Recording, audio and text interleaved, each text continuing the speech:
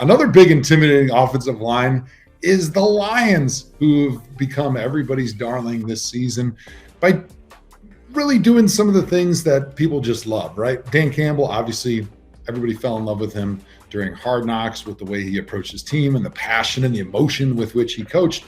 But he's also doing fun stuff in their game. And he had Penei Sewell, their left tackle, catch a ball in their game in a critical moment. The Lions are up 31-23 with 2 minutes left in the fourth quarter.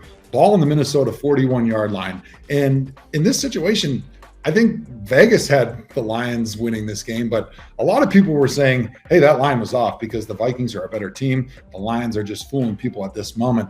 And so for Dan Campbell to take a risk and line up Penei Sewell in a 2x2 set with a single back, and then as an eligible receiver, he moves to the outside most receiver on the left side, 1 yard behind the line of scrimmage, motions across the formation, which kind of looked a little bit like when the 49ers did it with Trent Williams, and they get him wide open in the flat. He catches the ball, gains 9 yards, picks up a first down, leads to a field goal, puts the game on ice. And I think it's creative things like that Dan Campbell is willing to stick his neck out and do that you don't normally see from sort of the old school, like tough guy, beat their ass type head coach, that I think is really fun. And it's one of the reasons that the Lions and this team has really endeared themselves to all NFL fans, not just the fans within Michigan.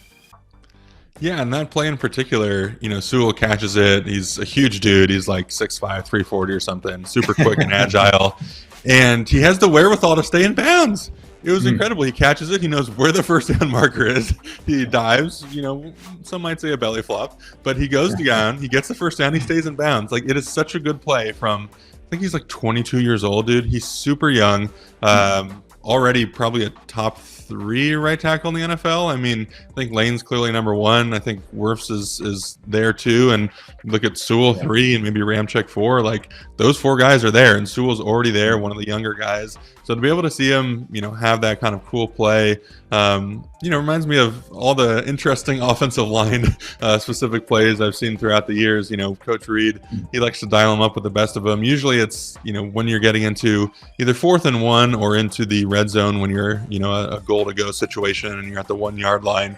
But we've had some fun plays. I mean, we threw a touchdown to Eric Fisher. That's more of those. So there's a couple different ways to do offensive line touchdowns. There's you're starting 5, and then you bring in the 6th offensive lineman. And the 6th offensive lineman is the guy who's always blocking. And you run like a generic kind of play action, and he's like the 4th read. And, the quarterback, for some miraculous reason, has practiced it every single week throughout the year. And, he throws it to the guy just to make him happy on Thursday when you're practicing it. But he's not really supposed to catch the ball. And then there are the plays that are fully designed for the offensive line. And, the one we ran a couple years ago, I think it was in Baltimore, kind of took the league by storm. It was one of those copycat plays where you bring in the 6th offensive lineman, but your starting left tackle actually reports eligible. And so the formation starts to look a little tricky. You can't really tell who's on the ball, who's off the ball. You kind of lose sight of that left tackle, and you run a play action where everyone's faking a run to the left, quarterback boots to the right. So the left tackle gets to, be basically on the front side of a naked, blocks the defensive end, sheds him, kind of goes towards the corner of the end zone, catches a lollipop. I think a similar-ish play to what Rodgers tried to throw to Bakhtiari that was comically intercepted earlier in the year. But those plays are cool. And, I saw a report that, wow, the Lions didn't practice that play until Thursday. It's like, yeah, because Thursday's the day you put in short yardage and goal line plays. But they can happen that quick. Some plays, we had that 4th and 1 play in the Rose Bowl, that shift to Rose Bowl right. We had practiced that since May. Like, coach put that in the offseason and was like, hey, this is a fun play. Let's do it. We practice it damn near every week. And finally in the Super Bowl, he called it. But a lot of the times you put in these specific plays against the team because this is the week that the look presents itself and we want to have this play available. And that's what the Lions did. They put in a play that, counters, like you said, the San Francisco 49ers played to Trent Williams last week.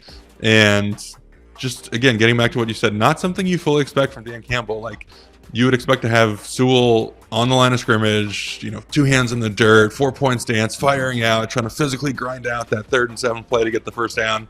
But no, he gets to go in motion. He gets to catch the pass, gets the belly flop, get the first down, keep the game alive, and secure a really good victory for the Lions, who are playing some really good football right now.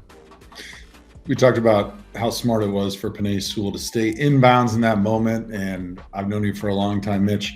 Situationally sound football gives you a boner more than anything else on a football field. And the opposite is also true. When guys go out of bounds in situations they shouldn't, or they score touchdowns in an obvious get down situation, it drives you nuts. So who gets credit for that smartness with Penei Sewell staying in bounds? Is Dan Campbell the coaching for coaching him up? Or is it the offensive line who always gets credit as the smartest group in the football team? Well, it's the offensive line. We are the smartest people on the field. So, it's got to be us. But I think that does bring up a good point, which is, sometimes players just spaz out and you get in the moment and you don't really know what's happening. You try to make a play, you go out of bounds. Like, it happens. I get it. But having a coaching staff that brings up those coaching points throughout the week, that, this might have been their, 3rd and 1, 4th and 1 play. It might have been, not an end of game situation play. And now they get in the huddle and someone gets on the headset and says, hey, remind him if he catches it and it's wide open, tell him to go down and bounce. And that gets telephone, whatever. That gets from the quarterback, from the coordinator to the quarterback, to the offensive lineman, to the guy catching it. And that's good communication. That's what you want. Famously, the early play in the year against the Jets with Cleveland, that did not get relayed. There's the word relayed to the quarterback, which did not get to Chubb's ears. And so he didn't know that was the situation. He's supposed to go down. In this case, you can assume that someone on the Lions, was in someone's ear, or better yet, just assume that the offensive lineman understood critical situation, first down, get down, just a really smart play. And again, that's a situation where that guy catches the pass. It's his first catch. It's in a funky formation that they haven't done before.